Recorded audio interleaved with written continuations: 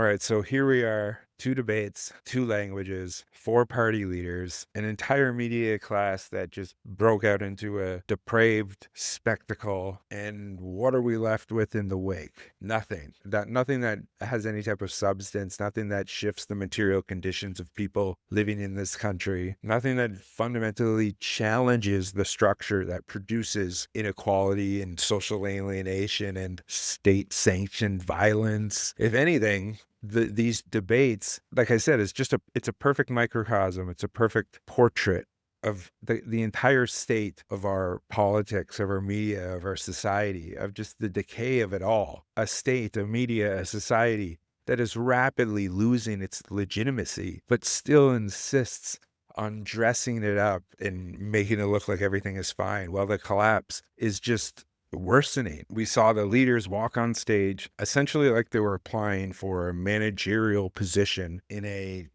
collapsing corporation, offering these very slight incrementalist tweaks and putting up, well, almost holding on to very identical operational manuals and standard operating procedures. Carney wants to manage the decline with competence, where Poilievre wants to manage it with grievance. Singh wants to manage it with empathy and ideals, where Blanchet wants to be the manager of a different store entirely, as he should. But the franchise, the corporation, is already out of money. It's already going bankrupt. It just really hasn't finished the paperwork yet. The transfers haven't been complete. And so there's really no vision. There's no underlying system that could emerge, challenge the decay. Everyone is just along for the ride as the decay gets worse and worse. And this extractive state of end-stage capitalism, there's nothing there to confront it,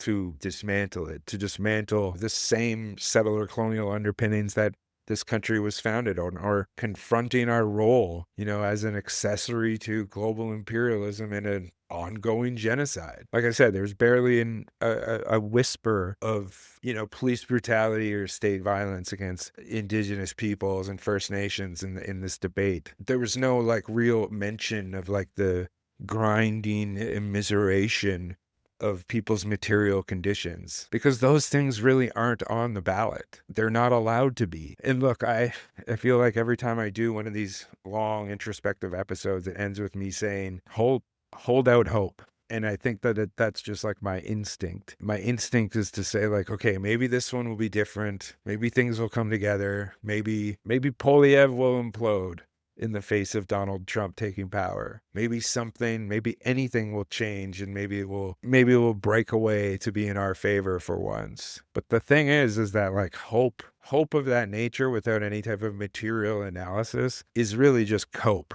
It's not hope, it's cope. But I don't think what I believe is cope. It's just being materialist in a very cynical world, in an end stage of capitalism. And the debate really highlighted dark and at times theatrical forms that this system is expertly designed to give us just enough aesthetic variation to maintain that illusion of choice, or that illusion that things can get better, and it can be established without ever having to risk creating the conditions that would make it so that wealth and resources could be redistributed, because that's not ever on the table. And that's why the real function of these types of political spectacles isn't to persuade anyone or to inform people. It's to act as an anesthesia, to give people that sense that something is happening, that politics is alive, things are moving and functioning, they're moving in a direction, even as the decisions that shape our lives are happening increasingly outside of the political arena and outside of the accessibility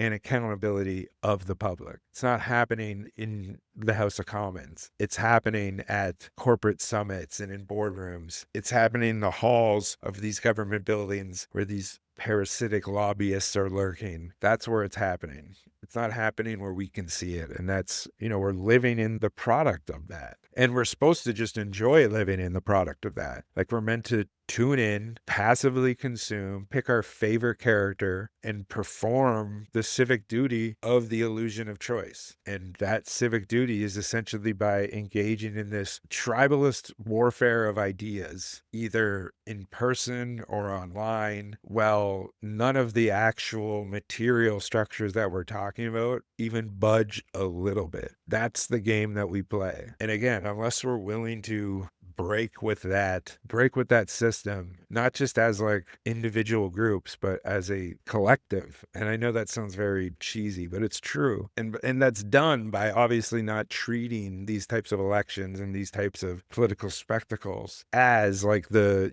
margins of our political imagination, of what can determine our lives. Because once we realize that there's so much more beyond what we're being given, that's when we can really see what's on the table. Because otherwise we just get civility politics and performative disagreement and bipartisan consent more often than not. And when you realize that, the thing about it being mostly this bipartisan consent, despite people telling you that we've never been more divided politically than ever, you start to wonder what really needs to be confronted here. Because you see right then and there, it's not about parties. It's about the framework. It's about the entire system that the politics operates in. It is a colonial constitutional order, the fossil fuel oligarchy, the technocratic obsession with stability at the cost of justice. It's the media infrastructure that launders hate and dangerous disinformation, platforming genocide denial under the guise of balance and in being impartial. It's the police and the intelligence apparatus that protects capital, not people. It's these electoral rituals that absorb and defang that popular anger by offering us that red button and that blue button, both of which are meant to reroute us back to the same chute. And what we get when we come out of that chute is a passive consumption and a venting off of that pented up demand for change.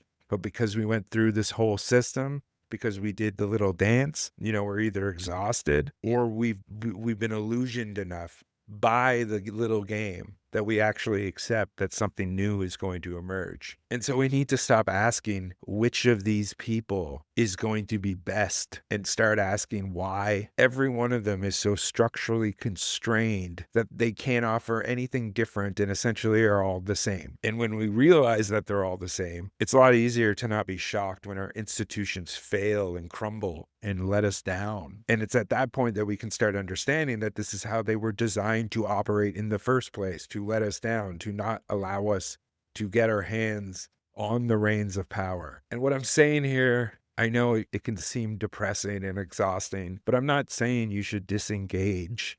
I'm saying that we all need to reroute the way in which we choose to engage in our organizing, in our politics, in our art, in our activism, in our mutual aid, in our direct action, in our education, in our friendships, in our long-term political goals. Because our lives can't get better unless we figure out how to make our conditions better. Because in the conditions that we're living in now, anybody's social mobility is essentially based on the exploitation of those around you. That's how like dog eat dog it's gotten. And we can't change the material conditions until we realize that it can't be done through electoral politics. It needs to be done through building power outside of political spectacle, which means it's not one or the other, right? It's while recognizing that voting might sometimes be tactically useful, it is never the path to actual emancipation as a worker or as a oppressed person, because we are all deeply confined to the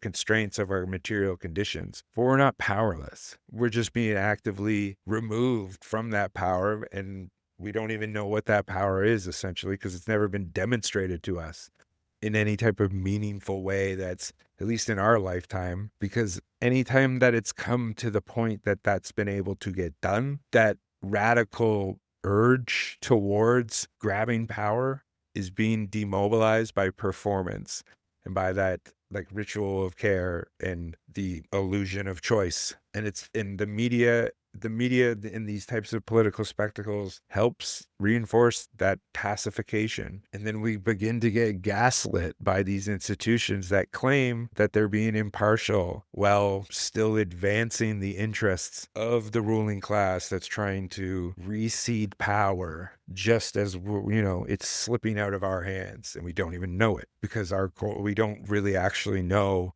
what it takes to get progress, because we're so stuck in this like moralist framework that we're never able to actually do what's needed to be done. So yeah, I went on a weird tangent there, but yeah, my point is that you should be skeptical of everyone on that stage. And even the people that weren't included. Be skeptical of the questions that they were asked, the narratives that you were fed, the promises that every one of them made, and the systems that they claim to both uphold and oppose. And don't stop there, because just having cynicism and being nihilistic and apathetic about this is useless in itself. You're not doing anything by abstaining. I mean, if you want to abstain, by all means, but don't think you're doing anything fucking radical by abstaining. I've talked about this before in other election podcasts, because it's a dead end. And again, I have no issue with people who don't vote, but don't think that you're doing anything by choosing not to vote. The system depends on your apathy. And the best thing to fight that apathy is to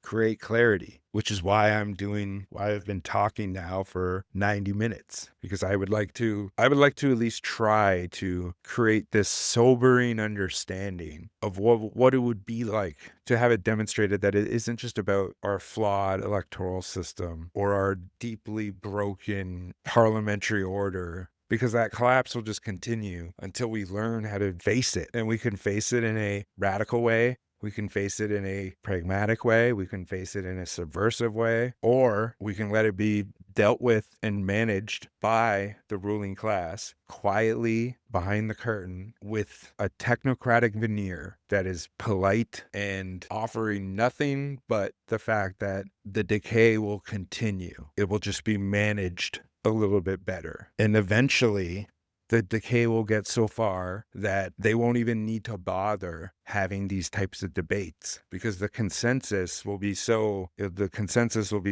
straightforward because of everybody's apathy and submission to the system that will just passively allow it to take over. But I'm saying the more that you're able to understand how the system works, rather than like testing yourself and the people around you as like a test of one individual's integrity or anything like that, because we're all damned. Anyways, I got dark. I didn't mean to get dark, but those are the times we're in. But in the end, things can change. Things can always change. And the amount that we're willing to accept that things can change is the more likely that change is going to occur. But it's never going to occur or look like or how we want it to look like. It's always going to be a concession, because that's the world we live in. We live in a system that is literally the product of a concession, essentially between Western society and capitalism. And unless we choose something different, unless we stop mistaking this managed decline for stability, unless we stop letting the absolute worst people set the terms of every debate, including the ones we just saw, then there's nothing inevitable about this rot. But to stop it and to face it requires not just courage or heart or willingness to fight, because really anyone can do that. What it requires is like a principled understanding of the moment that we're in. Because if we don't understand where we are in this moment in time and recognize that we need to rewrite the script that we've been given, we'll soon forget that there was ever really a story worth telling in the first place. My name is Alex Station. This has been the Sparkcast. Thank you very much for listening, and I'll talk to you soon. See you later.